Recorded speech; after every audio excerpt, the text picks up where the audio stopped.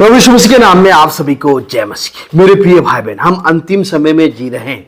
प्रभु का आगमन बहुत ही निकट है। आज हम देख सकते हैं कि दुनिया भर में क्या हो रहा है। आज हम टीवी मोबाइल के माध्यम से देख सकते हैं। वही हम एक और देख रहे हैं कि इजराइल और ईरान के बीच में युद्ध हो रहे हैं। जहां युद्ध कई दिन हो चुके हैं, लगातार युद्ध हो रहा है और ईरान है अब वो इजराइल के ऊपर हमले कर रहे हैं। इस प्रकार की घटनाओं को आज हम देख सकते हैं। ईश्वर का वचन कहता है, पवित्र बाइबल में लिखा है, जब हम मत्ती रचित सुसमाचार उसका 24 अध्याय और उसका 6 कलम पढ़ते हैं तो वहां पर लिखा है, तुम लड़ाइयों और लड़ाइयों की चर्चा सुनोगे तो घबरा ना जाना, क्योंकि इनका होना अवश्य है, परंतु उस समय अंत ना होगा। क्योंकि जाति पर जाति और राज्य पर राज्य चढ़ाई करेगा और जगह जगह अकाल पड़ेंगे और भूकंप होंगे। ये सब बातें पीड़ाओं का आरंभ होगी। जी हाँ, लेकिन विशेष करके इजराइल और ईरान के बीच में जो युद्ध हो रहा है, क्या बाइबल की जो भविष्यवाणी है वो पूरी हो रही है? क्या इजराइल और ईरान के युद्ध के बारे में बाइबल में उसका जिक्र किया गया है? जी हाँ, यहेजकेल नबी ने अध्याय 38 और 39 में वहां पर एक बहुत बड़े युद्ध का जिक्र किया गया है। लेकिन ये जो युद्ध अभी हो रहा है वो अंतिम नहीं है, यानी कि ये जो युद्ध हो रहे हैं वो अंत नहीं है, अंत अभी बहुत ही निकट है। बाइबल की जो भविष्यवाणियां हैं वो पूरी हो रही है। भविष्य में जो ईरान है वो इजराइल के ऊपर हमला करेगा और उसके ऊपर चढ़ाई करेगा, उसके विषय में यहेजकेल नबी ने भविष्यवाणी की है।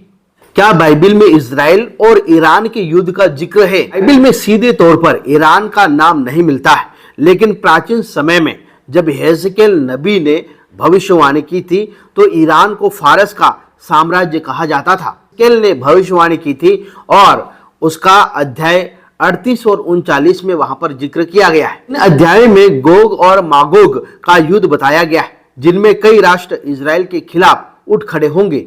इन अध्याय में हमें बताता है कि एक समय आएगा जब कई देश इजराइल के ऊपर हमला करेंगे। इनमें फारस का नाम भी शामिल है। अंत में परमेश्वर खुद इजराइल की रक्षा करेंगे और इजराइल को बचाएंगे। तो क्या आज का युद्ध है वो यही भविष्यवाणी पूरी करता है क्या? बाइबल में जो भविष्यवाणी यहेजकेल नबी ने किया है वो अंतिम समय की भविष्यवाणी है। ये जो भविष्यवाणी है अंत के दिनों से जुड़ी हुई है। कई विद्वान मानते हैं कि ये जो भविष्यवाणी है और भविष्य में होने वाली बहुत बड़ी घटना है। आज का इजराइल और ईरान के बीच में जो तनाव है वो क्या है? राजनीतिक, परमाणु कार्यक्रम और क्षेत्रीय शक्ति से जुड़ा हुआ है। मध्य पूर्व की राजनीति और सुरक्षा का मुद्दा है। प्रभु यीशु मसीह के ऊपर विश्वास करते हैं उनके लिए क्या संदेश है?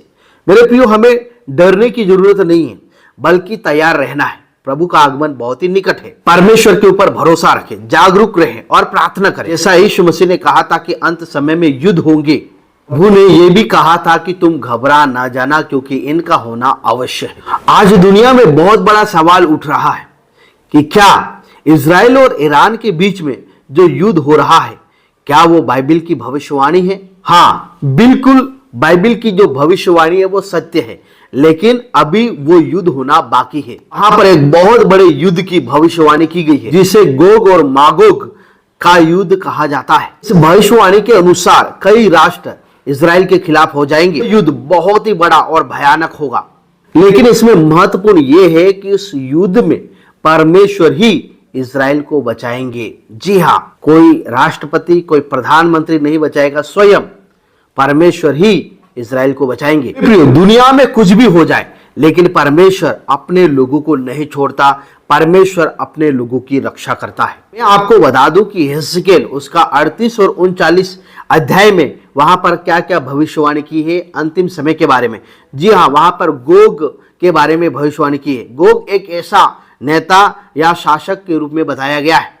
मागोग देश से आता है, के साथ में कई राष्ट्र जुड़े हुए होंगे। इनमें खास नाम आता है फारस, जो आज का ईरान माना जाता है। इजराइल के ऊपर हमला, जी हाँ, गोग और उसकी सेना इजराइल के ऊपर हमला करने की योजना बनाते हैं। उस समय में जो इजराइल है वो सुरक्षित और शांति में रह रहा होगा। वे इजराइल के ऊपर अचानक ही हमला कर देंगे। वे इजराइल को लूट लेंगे, देश के ऊपर कब्जा कर लेंगे।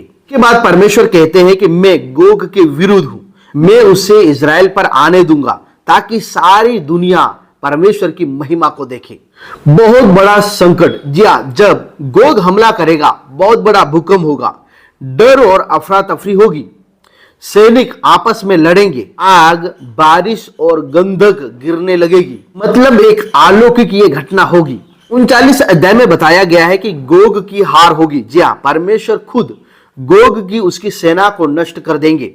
वे इजरायली के पहाड़ों पर गिर जाते हैं। इस युद्ध में इतने सैनिक मारे जाएंगे कि पक्षी और जानवर उनको खाएंगे और उन्हें उन शवों को दफनाने में लगभग 7 महीने लगेंगे।